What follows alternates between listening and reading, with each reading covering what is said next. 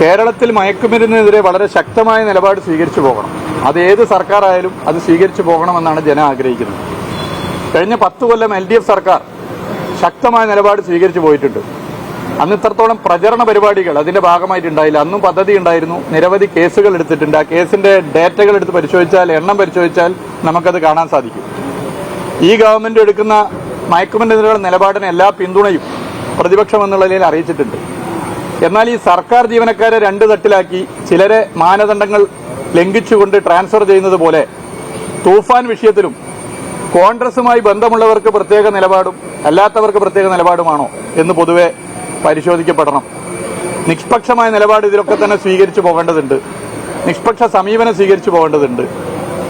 ഇതിൽ വിഷയം ചൂണ്ടിക്കാണിക്കുമ്പോൾ ആ വിഷയം ചൂണ്ടിക്കാണിക്കുന്ന സോഷ്യൽ മീഡിയ പ്ലാറ്റ്ഫോമിൽ അതിനെ ആകെ ഇല്ലാതാക്കാനും അതുമായി ബന്ധപ്പെട്ട് മുന്നോട്ട് വന്ന വിവാദത്തെ തമസ്കരിക്കാനും അജണ്ടയെ വഴിമാറ്റാനും മറ്റു പല കാര്യങ്ങൾ വിളിച്ചു പറയുകയും ചെയ്യുന്ന രീതി തെറ്റാണ്.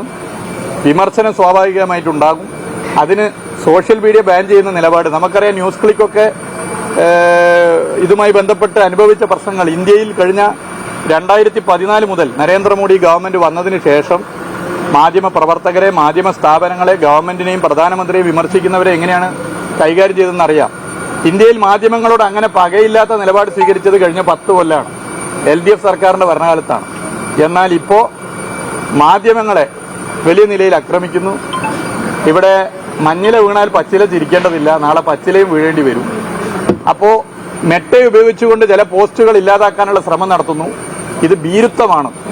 കേരള മുഖ്യമന്ത്രിമാരിൽ ഏറ്റവും വലിയ രാഷ്ട്രീയ ഭീരുവായി VD സതീശൻ മാറുന്നു എന്നുള്ളതിന്റെ ഒരു ഉദാഹരണമായിട്ട് ഇതിനെ കാണാൻ പറ്റും.